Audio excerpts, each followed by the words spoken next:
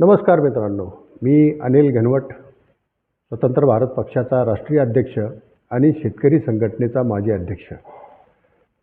तुम्ही 2 दिवसापूर्वी एक महत्त्वाची बातमी पाहिली असेल.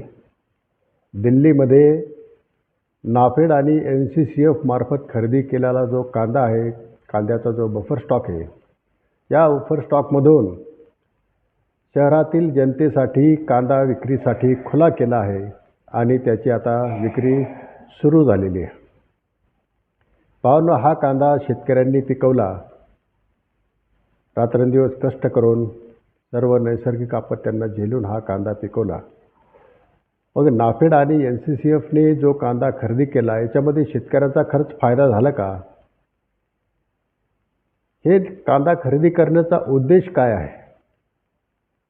ज्या योजनेमधनं हा कांदा खरेदी केला जातो त्याला प्राईस स्टॅबिलायझेशन स्कीम असे म्हणतात आणि सरकार जो पैसा पुरवतो या अशा योजनांना तो प्राईस स्टॅबिलायझेशन फंड आहे, त्याच्यातनं हा पैसा खर्च होतो.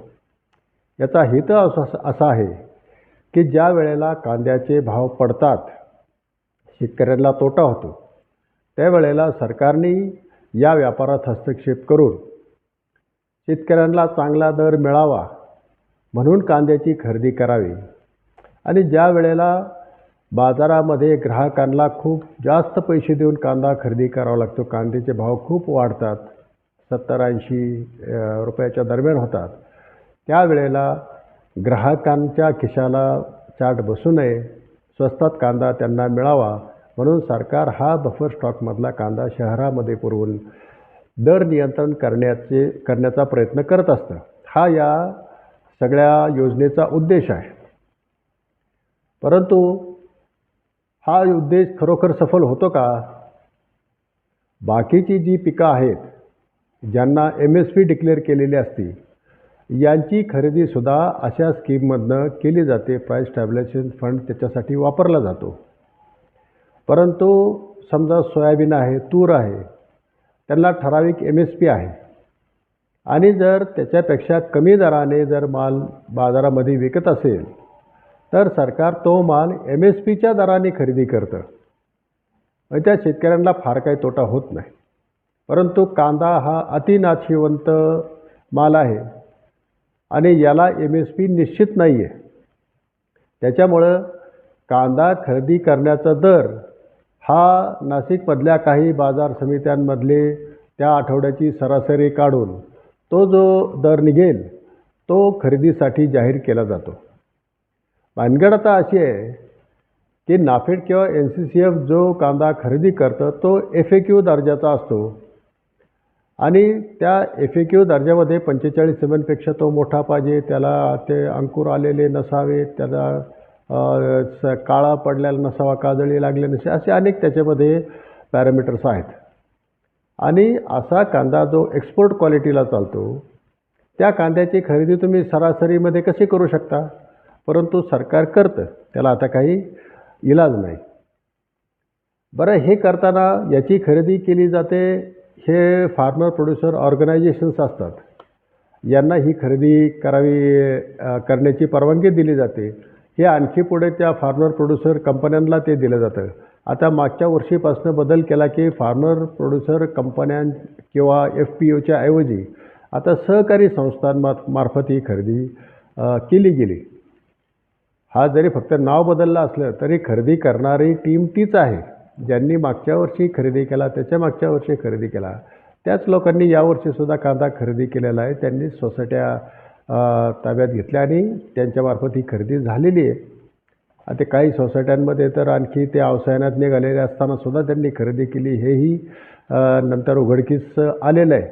तर असे अनेक घोटाळे याच्यामध्ये होत असतात. कांदा खरेदी करताना तो शेतकऱ्यांकडूनच घ्यायला पाहिजे अशी एक त्याच्यामध्ये अट आहे. परंतु प्रत्यक्षामध्ये हा कांदा बऱ्यापैकी व्यापाऱ्यांकडून खरेदी केला जातो असं बोललं जातं. काही शेतकऱ्यांच्या नावावरती फक्त पावत्या फाडल्या जातात, त्यांच्या खात्यात आलेले पैसे परत त्या ज्यांनी त्यांच्या नावावर टाकले त्यांना काही म्हणजे शेतकऱ्याला थोडंफार कमिशन देऊन ते पैसे परत तिकडं वळते केले जातात. असेही खरेदीमध्ये अनेक प्रकार आहेत.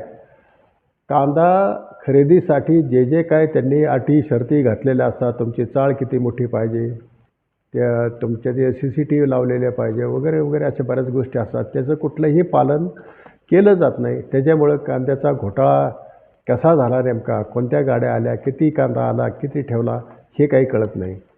आणखी जी काय आता आम्ही अनेक तक्रारी केल्या याच्यामध्ये. त्याच्यातनं मग एक समिती नेमली गेली. त्या समितीने काही काम केलं नाही म्हणून नाशिकचे जे DDR आहेत, उपजिल्हा निबंधक सहकार, यांनी स्वतःहून मुलानी साहेबांनी काही सिन्नर तालुक्यातल्या प्रोक्युरमेंट सेंटर्सवरती त्यांनी स्वतः जाऊन चौकशी केली, पाहणी केली आणि त्याच्यामध्ये त्यांना बरेचसे गोष्टी आढळल्या. जितका कागदावर कांदा खरेदी केलेला आहे तेवढा स्टॉकमध्ये दिसत नाही आहे. कांद्याची जी इफेक्टिव्ह दर्जाची खरेदी व्हायला पाहिजे त्याच्यापेक्षा 40-50% कांदा कमी दर्जाचा होता. अशाही बऱ्याच गोष्टी त्याच्यामध्ये निदर्शनात आलेल्या आहेत. हे झाले खरेदीतले घोटाळे. कांदा विक्री करताना सुद्धा घोटाळे होतात. आता मागच्या वर्षी बफर स्टॉकसाठी घेतलेला कांदा हा त्या FPOच्या चाळ्यांमध्येच होता. परंतु मध्ये अचानक दर वाढले. 40-50 रुपयाचा कांद्याला दर मिळायला लागला. यांनी हा कांदा बाजारात विकला, पैसे केले त्याचे आणि ज्या वेळेला नाफेड किंवा NCCFने तो पुन्हा त्याचं जे डिस्पोजल करायचं होतं, तो वेगवेगळ्या राज्यांमध्ये विक्रीसाठी पाठवायचा होता, त्यावेळेला यांच्याकडे तो गावरान कांदा शिल्लक नव्हता. मग याने नवीन आलेला लाल कांदा त्याच्या जागेवरती पाठवून ते सगळं तो वेळ मारून नेलेली आहे. परंतु याच्यामध्ये काही लोकांनी प्रचंड पैसे कमवलेले आहेत. याच्यामध्ये काही अधिकारी आहेत, काही FPOचे मेंबर आहेत, काही पुढारी आहेत, सगळेच याच्यामध्ये सामील आहेत आणि हे सगळं झाकण्याचा प्रयत्न ते करतात. तरीसुद्धा एक केस अशी सापडली की असं तर सगळ्याच ठिकाणी झालं, परंतु कागदावरती आपल्याकडे पुरावा आता गोव्याच्या बाबतीमध्ये मिळालेला आहे. गोव्याला जो कांदा पाठवायचा होता तो कांदा प्रत्यक्षात पाठवलाच नाही. ट्रकचे खोटी बिलं तयार केली, त्याच्यामध्ये सगळंच काही खोटं रेकॉर्ड तयार केलं.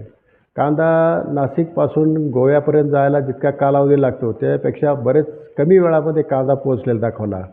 यांनी त्यांचे फास्टॅगच्या ज्या रिसीट असतात, कोणत्या कोणत्या टोल नाक्यावरून किती वाजता गाडी गेली, त्याचं काही यांनी रेकॉर्ड दिलंच नाही, कारण यांच्याकडे ते रेकॉर्ड नाहीच आहे.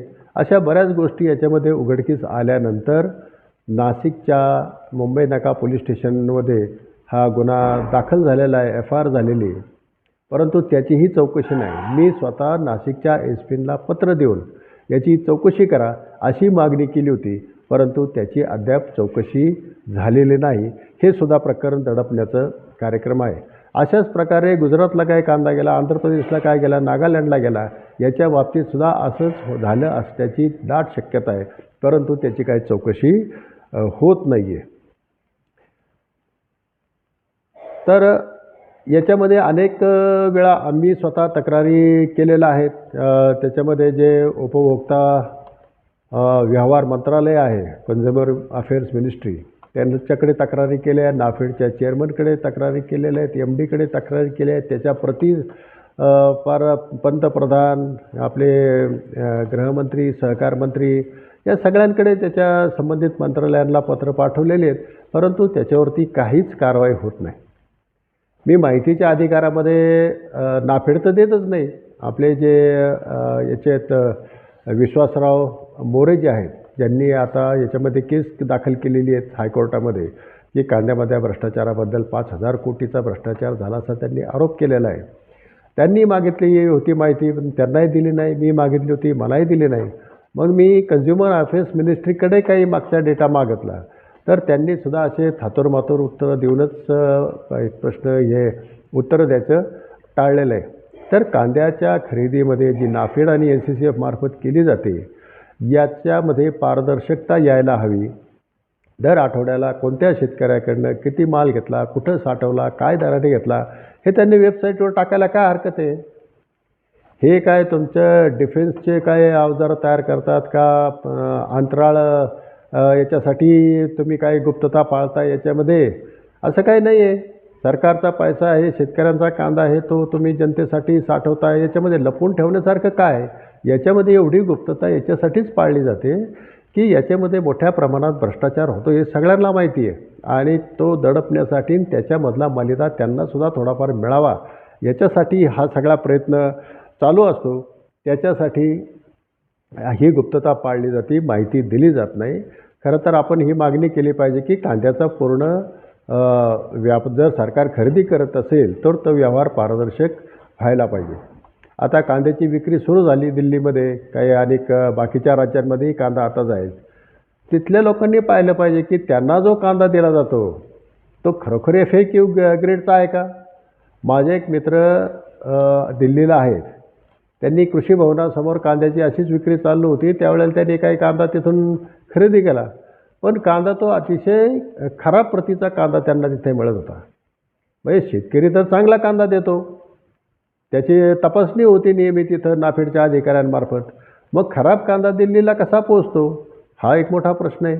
तर याच्यामध्ये सगळाच घोटाळा आहे आणि याच्यामध्ये कोणाचाही फायदा नाही. हे जे घोटाळेबाज मंडळी हे सोडून ना शेतकऱ्याचा फायदा आहे, कारण जो काय दर मार्केटमध्ये चाललेला असतो त्याच्यापेक्षा 2 रुपये कमी दराने तुम्ही हा कांदा खरेदी करता.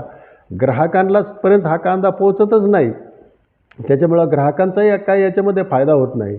आणि कांद्याची विक्री कुठं झोपडपट्ट्यांमध्ये नाही आहे, कांद्याची विक्री कृषी भवनच्या समोर तिथं चालू आहे, जिथं म्हणजे लाख लाख रुपये पगार घेणारे लोक जिथं काम करतात, ज्या एरियामध्ये राहतात त्या ठिकाणी तुम्ही जर कांद्याची विक्री करत असाल तर गोरगरीब जनतेसाठी आम्ही हे करतो असं म्हणण्याला काही अर्थ आहे का?